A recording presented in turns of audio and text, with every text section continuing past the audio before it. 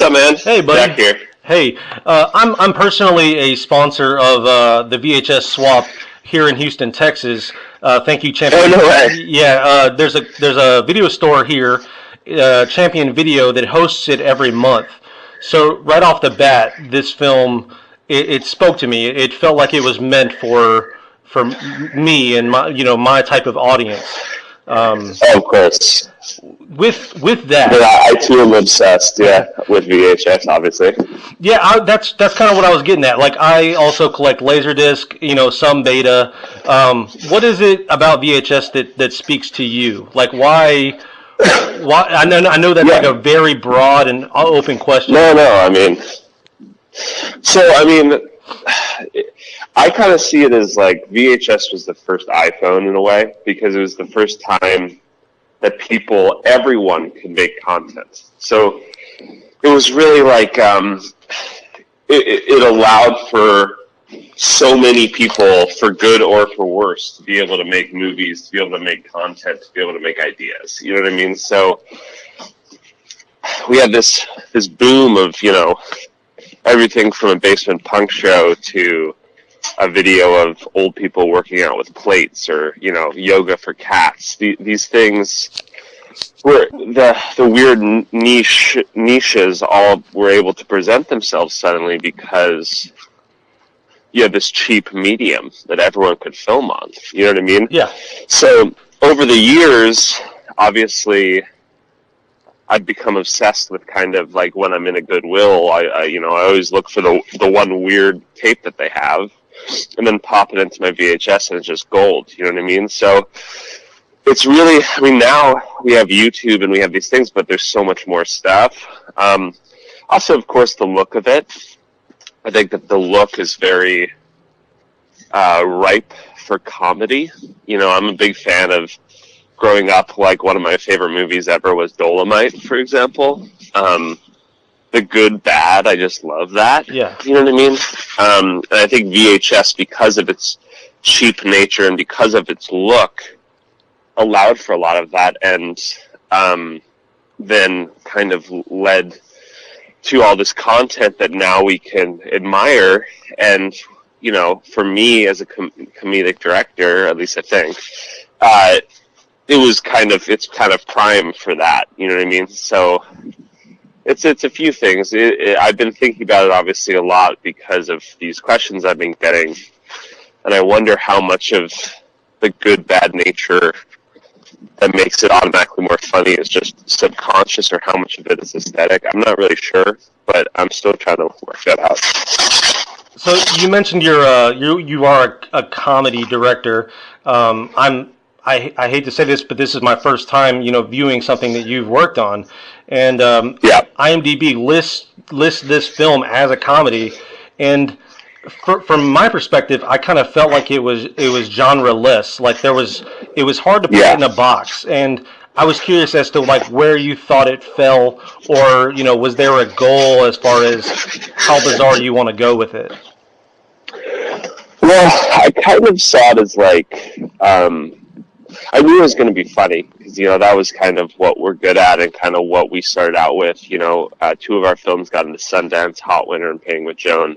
We're both very funny, but they're bizarre. In any comedy I want to do, I want to bring heart and humanity into it, and I want to say something. So all the kind of commentaries on today's consciousness and everything with the kid and his parents, that was all because I think if you spend 3 years on something, if it's just a bunch of dick jokes, it's really an emptying feeling. I have no interest in that.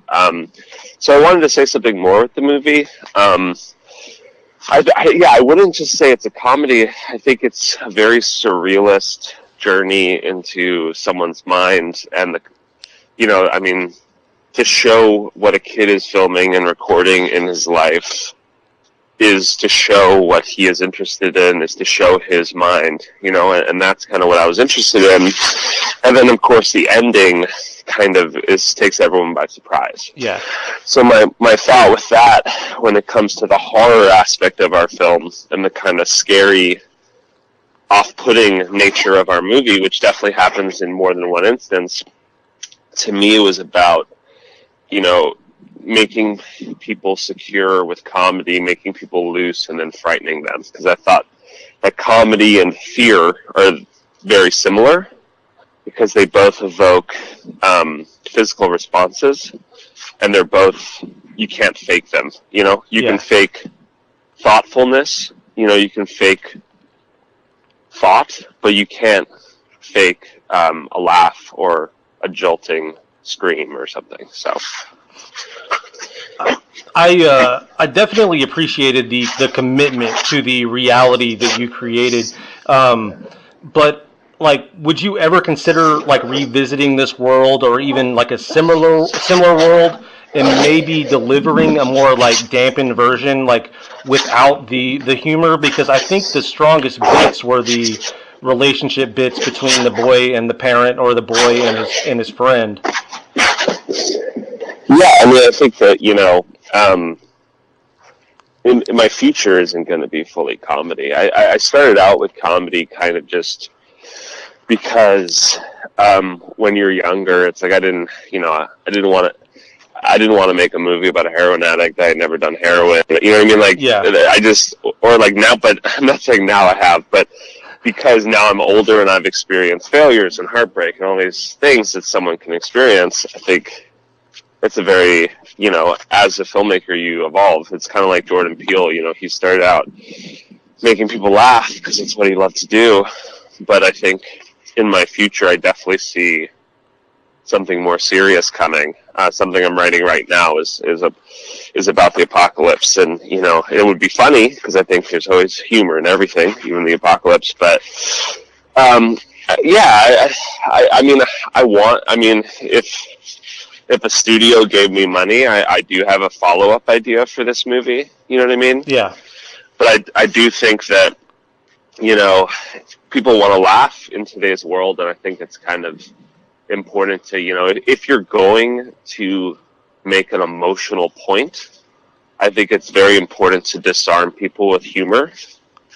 If it was an hour and a half just of the news and these serious things, I think it would be a trouble place. I mean, I think, you know, like Hot Winter, I think one of the reasons why it was so powerful and successful was the fact that anyone, even a climate denier, would watch that movie. Yeah. See what I'm saying? So, like, if you say, oh, there's a porno about climate change, like a climate denier who hates when people talk about the environment you might actually get some message through to that guy, so, or girl. So yeah, like with Hot Winter, firstly, I want to say Cameron Simmons as Rico, he killed that role. He's my roommate now. He'll love to hear that. Dude, so.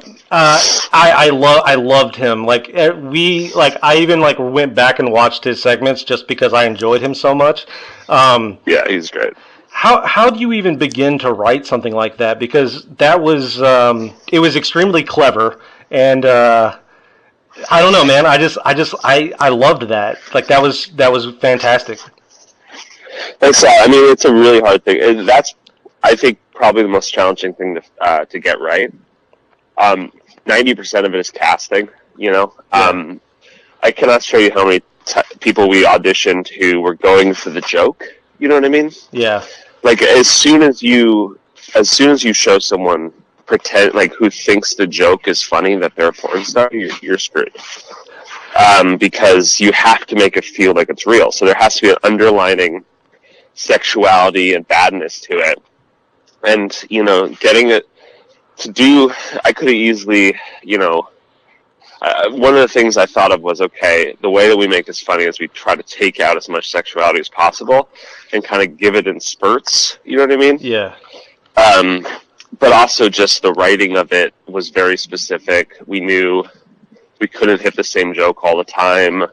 Part of it was in the filmmaking, thinking of different ways to shoot it that showed us how bad the acting was. Like, for example, like when Dr. Manley goes over to the chalkboard and solves the common cold, you know what I mean?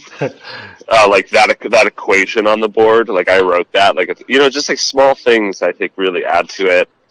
And of course, you know, the writing of it was so fun. Just we never, intended to get into Sundance. That was a complete accident. We applied literally as a joke, and we got in. And the Sundance administrators called us like dying laughing and being like, "You guys are in." They called us like weeks before they were supposed to announce. Yeah. Just because they were in like a laughter mode.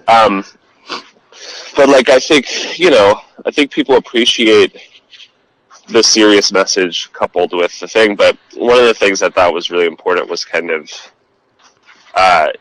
keeping every scene to be different and having sexuality, but getting the casting right. I mean, we saw over, for the aliens in Sexy Swedish, we saw over, I think, 100 people for the main roles. So yeah, so it was like that's always in my work is always casting first, or else you're screwed. So yeah. So that you used this Hot Winter and Painting with Joan, like to kind of you used that to kind of promote the film on Kickstarter, correct? Yeah, well, I mean, a big part of our funding came from Oscilloscope Films. Yeah. So, Oscilloscope Labs. So we like cold sent them an email after Sundance with Hot Winter and Joan. And then Dan Berger, who's the creative director over there, kind of was like, "We love this. We want to see more." And that was how this whole thing started, thanks to their support. Then we just kind of set out and said, "Okay, how do we make this into a movie?" And then, we went through a few ideas, but it wasn't until we came up with the idea of Ralph kind of taking us through that it really became a movie. You know what I mean? Yeah. Because then you had a personality. We looked at some sketch movies and Monty Python, and the first draft of this movie didn't even have Ralph in it. You know what I mean? So. Yeah, with Ralph, I immediately connected to him and Josh. But working with child actors, I thought that can be kind of difficult. What was it like working with Mason and Ram? Well, they were.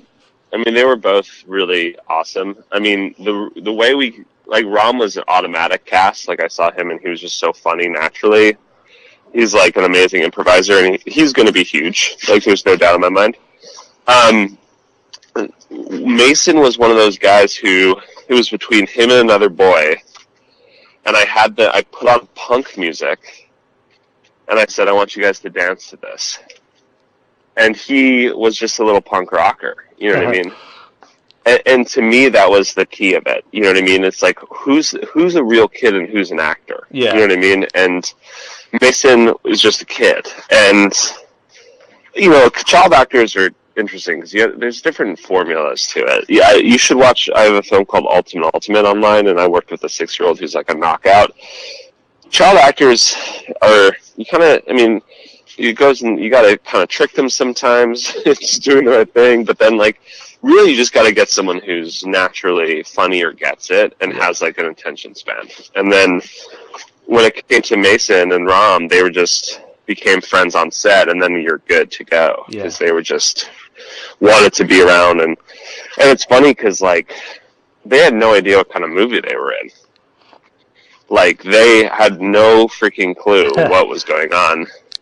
And then once they saw the movie, they were just in awe of how cool it was, and they really loved it. So that's always a good sign. If that's cool. Like the movie, yeah.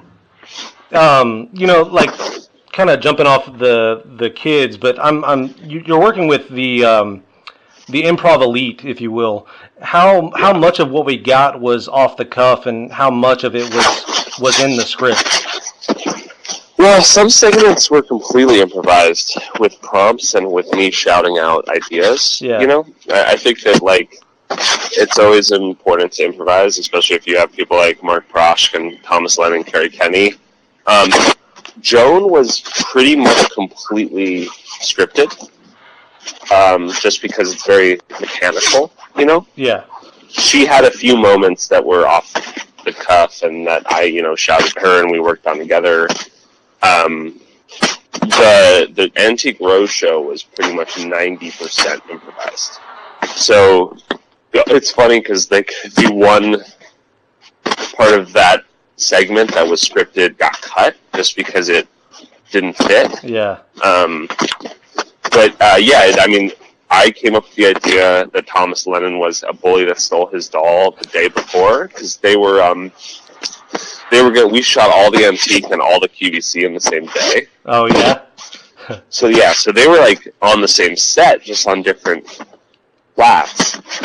And I was like, okay, well, here are two of the most amazing improvisers I've ever seen in my life. I have to put them in a scene together. So it fit, obviously, for Tom to be on Antique, and we just kind of were like, came up with the idea and then just kind of let them go. So with my actors, there's always some improv. I think it's foolish not to. You know what I mean? Yeah. And I've seen a lot of comparisons to like things that already exist, like stuff on Adult Swim, like Tim and Eric Andre. I mean, those are pretty obvious comparisons, but, you know, someone that went through the process and, you know, saw this project from start to finish, you know, how do you feel about hearing those types of comparisons? And is that really the audience you were looking for? Because this seems a little more like, I don't want to, like, for lack of a better word, like high art, or like a little bit more thought out in some cases. Yeah, I mean, I think that those are easy comparisons because it's shot on VHS and it's funny. You know what I mean? Like, I love Tim and Eric. I love Eric Andre. I am very grateful that people compare me to them. I think that's an easy comparison. I think people will continue to do that forever. I think where we're different is kind of how we treat the heart of the story. You know what I mean? For me, like, you know, Ralph's story and his journey into his mind and the kids are very important. You know what I mean? Yeah. I think there's segments in my show that are similar. Like, I think the 10 of the Same is a good example. That, like, I think that's very like Adult Swim, kind of like weird pilot that kind of feels like a fever dream. But yeah, I mean, I think that Adult Swim is amazingly hilarious and funny, and I love working.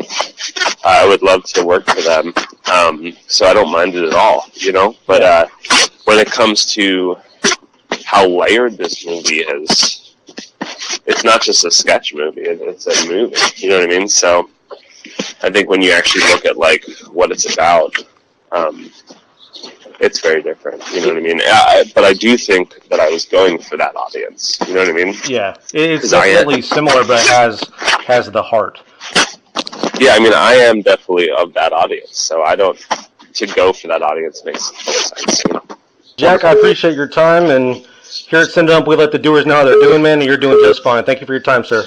Where are you from? Houston, Texas. Oh, cool. Yeah, I hope you tell some of your friends to go see them. Oh, God, yes, I will. Okay, cool.